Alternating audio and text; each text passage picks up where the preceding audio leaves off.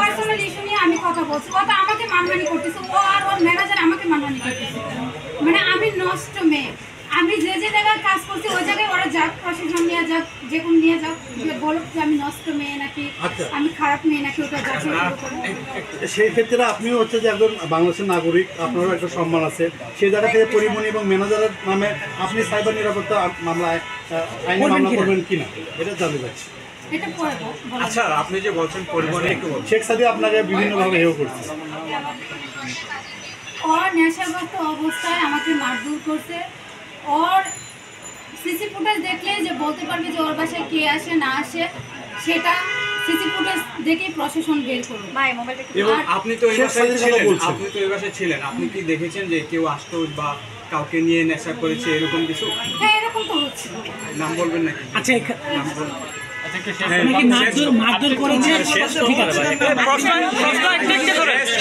প্রশ্ন একটা কোশ্চেন শেষ করতে দেন।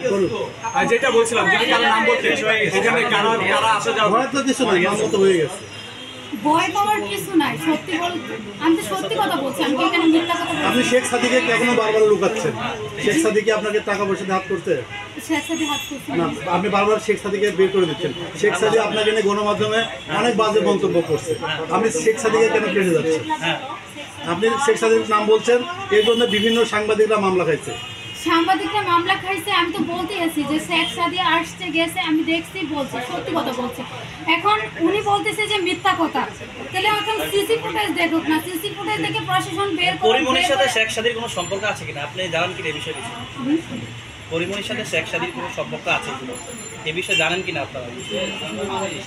হ্যাঁ, অবশ্যই স্যার, ও আসছে থাকছে, তাহলে একটা সম্পর্ক অবশ্যই।